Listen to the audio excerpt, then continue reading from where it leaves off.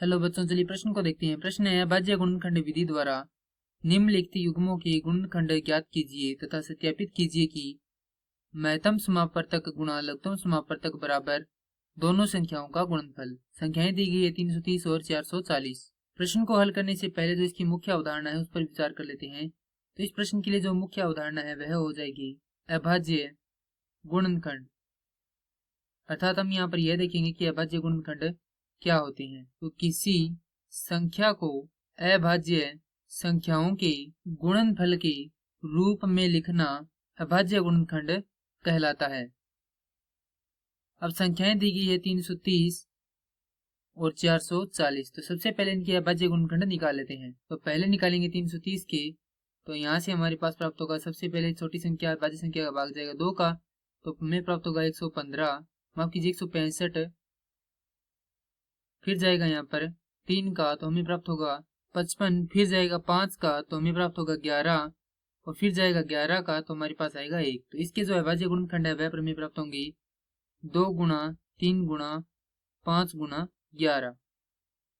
अब हम ज्ञात करेंगे 440 के, तो हमें प्राप्त होंगे 440 में सबसे पहले भाग जाएगा 2 का, तो 220।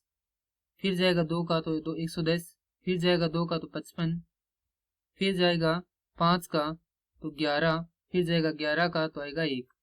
तो यहाँ से इसके अभाज्य गुणनखंड आ जाएंगे 2 गुणा, इसे यहाँ पर लिख सकते हैं 5 गुणा 11 गुणा 2। तो सबसे पहले हमने यहाँ पर इसके गुणनखंड ज्ञात कर लिए हैं। अब हमें क्या ज्ञात करना है, यहाँ पर महत्तम समापवर्तक और लघुत्तम समापवर्तक। तो सबसे पहले यहाँ पर देखेंगे महत्तम समापवर्तक क्या होता है। इसे लिख सकते हैं मैस है, तो वह सबसे बड़ी संख्या जो दी गई संख्याओं को समान रूप से विभाजित करे महत्तम समापवर्तक कहलाती है। तो यहाँ से हमारे पास महत्तम समापवर्तक आ जाएगा। तो यदि हम देखें तो जो विनिष्ट संख्याएं हैं वह क्या होती है, महत्तम समापवर्तक होती है। तो यहाँ पर 3 संख्याएं विनिष्ट, एक तो है 2 गुणा में 5 गुणा में 11। तो इनका जो गुणनफल है वह क्या होगा, इस संख्या के लिए महत्तम समापवर्तक होगा। तो यहाँ पर जो इनका गुणनखंड है वह हमारे पास आ जाएगा 110।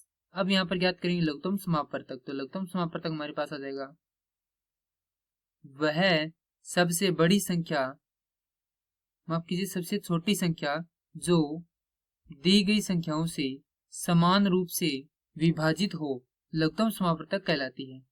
अब इसमें यह होता है कि जो विनिष्ट संख्या है उनको पहले लिख ली जाती है। तो विनिष्ट संख्या 2 गुणा 5 गुणा 11 गुणा में जो संख्याएं बच जाती हैं उन्हें लिखा जाता है। तो यहाँ पर हमारे पास विनिष्ट संख्याओं के अलावा बचेगा 3 गुणा 2 गुणा 2। तो यहाँ पर लिखेंगे 3 गुणा 2 गुणा 2। अब इनका गुणनफल निकालते हैं तो हमारे पास प्राप्त होगा 1320। अब हमने प्रश्न के लिए महत्तम समापवर्तक और लघुत्तम समापवर्तक ज्ञात कर दिए हैं। अब इन्हें हमें लिखना है कि जो महत्तम समापवर्तक है अर्थात मैस है गुणा लघुत्तम समापवर्तक बराबर हमें सिद्ध करना है कि दोनों संख्याएं जो हमें दी गई है उनका गुणनफल अर्थात 330 गुणा 440। तो महत्तम समापवर्तक हमारे पास 110 गुणा में लघुत्तम समापवर्तक है 1320 बराबर 330 गुणा में 440। इनका जो गुणनफल है वह निकालेंगे तो हमारे पास प्राप्त होगा 1,45,200 बराबर, इनका यदि गुणनफल निकालेंगे तो हमारे पास प्राप्त होगा 1,45,200। तो दोनों बराबर हैं। तो यहाँ पर यह भी सत्यापित हो चुका है कि महत्तम समापवर्तक गुणा लघुत्तम समापवर्तक बराबर दोनों संख्याओं का गुणनफल। और ये क्या हमारे प्रश्न का उत्तर है। मैं आशा करता हूँ कि यह प्रश्न आपको समझ में आया होगा। धन्यवाद।